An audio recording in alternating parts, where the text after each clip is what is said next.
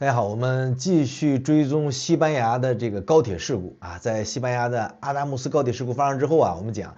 初期啊是有一種離奇的沉默的，因為正好碰上了幾個更大的這種國際化的政治事件。那隨着西班牙鐵路事故調查委員會叫 CIAF 它的首份的官方簡報發布啊，以及西班牙司機工會啊叫 SEMAI。以及相關媒体的深度爆料，我們終於能夠深度還原這場事故的真相以及它的这個可能的原因。所以今天我們給大家介紹一下我們了解到的事故背後的故事啊。我們要理解這次事故首先要看兩個坐標啊。根據 CIAF 就是官方報告，事故它是發生在西班牙010高速鐵路線，就是馬德里到塞維利亞線的。PK 318.693里程數啊，這是報告上說的。當時呢是1月18號，就是周日的19點45分，從馬拉加開往馬德里的 IRYO 的6189次高鐵這是由一個意大利鐵路控股的私營運營商在運營，正在以大概200公里每小時的速度進入阿達姆斯站。那就在這個坐標點列車的後3節車廂是毫無徵兆的脫軌了。那由於巨大的這種慣性，這3節車廂脫軌這個像就是甩出去的鐵鞭一樣瞬間就橫掃並且侵入了臨近的2號軌道。那只有在這個時候呢，反方向行駛的Renfe Avia 的2384次，就是馬德里到維爾瓦的列車正面駛來，載着186名乘客。西班牙的高鐵乘客數量倒不多所以這裡的物理數據是比較殘酷的。大家想想2列列車相撞的最終地點呢是位於PK 318.200，也就是說從剛才那個6189次列車開始脫軌到2列列車迎頭撞擊中間只隔了493米這是2個坐標點。所以我們可以簡單算一下就是說2列車的這個時速都在200公里每小時左右，這意味着它們的相对速度接近400公里每小時，也就是說每秒鐘的相对位移是110米從6189次列车的尾部掃入了對向軌道，到這個阿維亞列車迎頭撞上，留給雙方司機的反應時間應該是不到9秒鐘當然有的媒體估算有20秒，我覺得沒那麼長。但是基於這種相對的位移和速度，有效的避險時間是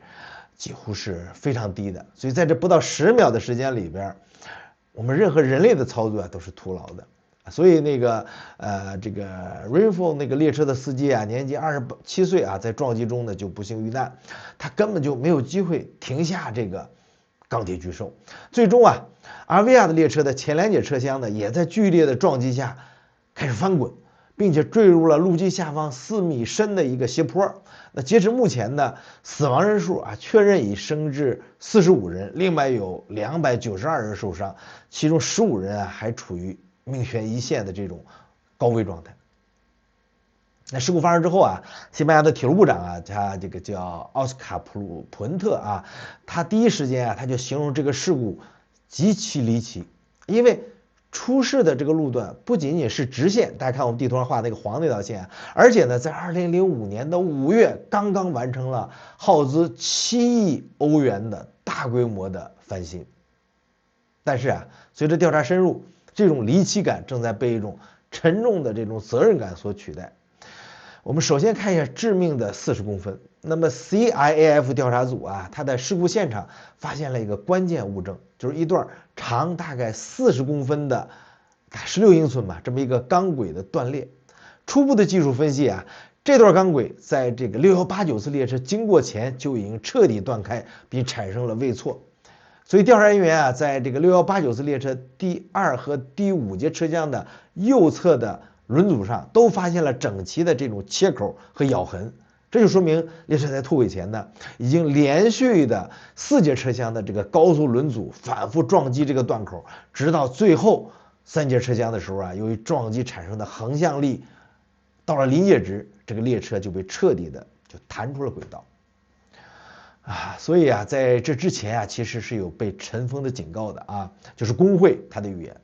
就最讓人大家憤怒的是西班牙這個火车司機工會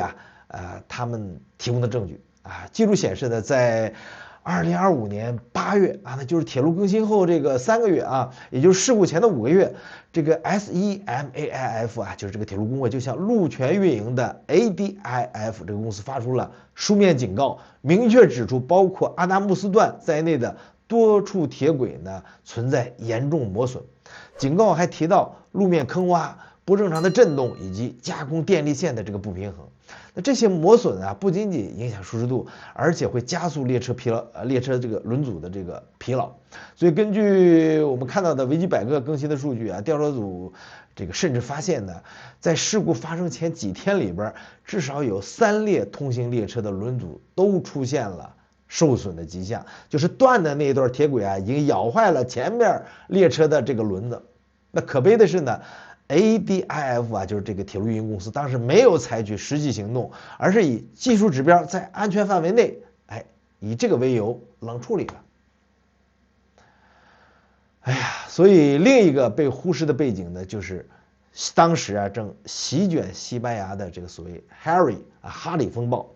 這個極端的暴雨和溫差呀，可能加劇了原本就存在微裂紋的這個鋼軌它的焊接點的疲勞。而在阿達穆斯這種人口稀少的山區，雖然線路也配備了先進的這種數字化監控，但是鋼軌完全斷裂啊，並且切斷電氣信號之後在之前吧，這個系統啊它不能自動報警。但是這就是這3列列車為什麼都帶着傷跑了好幾趟，第4列車才成了最後的犧牲品。那當然，他也馬上沒有報警，是事故發生之後有一段時間才想的。所以我們說實話啊，這個在歐洲啊，西班牙高鐵啊，在世界上還是以高標準著稱的啊。它的網絡長度世界第2啊，技術呢也是出口很多國家。在這次阿達穆斯慘案裡面啊，我們看到了2個比較深層次的這種系統性的危機。第一個呢，就是私有化競爭帶來的隱形成本。從2019年啊，西班牙開放高鐵競爭以來，這個 IRYO 這些私營公司的進入，確實讓票價就進入了地板價啊，甚至出現了7歐元的這個廉價高鐵票。但是硬幣的另一面是什麼呢？是為了維持這種高密度的商業運行，基礎建設這個供應商 ADIF 它面臨着巨大的維護窗口期的壓力。為了不影響運營商它的盈利和時刻表呢，許多必要的深度停機檢查就被簡化成了視覺巡檢，或者呢，在阿達穆斯這個直線段，ADIF 或許他就認為翻新才半年，沒必要大動干戈深度的這種檢查，所以這種對新的這種盲目的自信，最終就成了這種事故的陷阱。那再一個呢，其實就是這種大國博弈背景下的基礎投資的錯位。那雖然西班牙投入了7億歐元翻新線路，但是這些錢啊，可能更多的流向了更顯眼的车站更新、數字化控制系統。但是鐵路最核心，也就是最土木的部分，鋼軌、路基日常的這個人工巡檢，就在這個數字化減刑的口號下，可能我只是說可能被邊緣化了。所以工會反映的這個震動是傳感器感知不到的，只有每一天在一線跑的司機才能感受到這種不對勁兒。所以當管理層他選擇相信这個儀表盤數據，而不是一線人員的這個警告的時候這個悲劇的種子就已經埋下了。這就是什麼呢？命信度無自信也呀。所以這個事故之後很多人也在反思，為什麼我們總在遺忘這種非政治化的悲劇我們前面曾經說過在這場45人死亡的事故背後它的事故就是當時報道的熱度甚至還不如特朗普在推特上的應該說一句戲言，一個 AI 生成的圖片明明企鵝在南極呢，他拉這個企鵝在北極，是吧？從傳播學角度我們說这是一個極其冷酷的邏輯就是阿達穆斯的事故太乾淨了，它沒有恐怖襲擊的陰謀論，沒有大國對抗的這種硝煙味，甚至連政府的危機公關可能都做得無懈可擊。首相呢，桑切斯他取消了往達沃斯這個年會親赴現場，國王的這個菲律賓6世提前回國哀悼。所以這種所謂完美的應對，帶冒號帶引號反而讓新聞呢就失去了發酵的動力。媒體呢可能熱衷於呢追蹤那些討論那些有壞人、有懸念、有對抗、有傻逼的這個消息，而在阿達穆斯只有靜悄悄斷裂的鋼軌以及被撕裂的這種家庭。所以如果这种級別的災難都不能引發全球對於基建安全、基礎設施安全的系統性反思，那麼我們人類對於速度的追求我覺得可能都有點走火入魔了。所以目前西班牙的這個鐵路工會已經宣布要在2026年的2月9號到11號舉行全國大罷工，要求徹底審查所有的老舊高鐵線路的安全隱患。那麼事故現場就是我們看到在那只廢墟中被搜救出的這個走失犬已經成了全西班牙媒體在悲傷中尋找唯一慰藉的但是我們知道更多的傷痕是無法痊癒的。所以阿達姆斯的這個事故，我覺得不是一次偶然性的技術失誤，它是現代的工業系統中這種預警機制失效和維護成本壓縮共同釀成的苦果，就是捲所以西班牙它確實擁有世界比較領先的高鐵技術，但是在最基礎的這個高鐵的這個鋼軌養護方面栽了跟頭，這給所有的高鐵大國都敲響了沉重的警鐘。所有的離奇事故其實在5個月前，其實更早之前都有警告，都已經寫好了結局。好的，這就是這次西班牙阿達姆斯高鐵事故的一個簡單介紹，謝謝大家收看，我們下次再見，拜拜。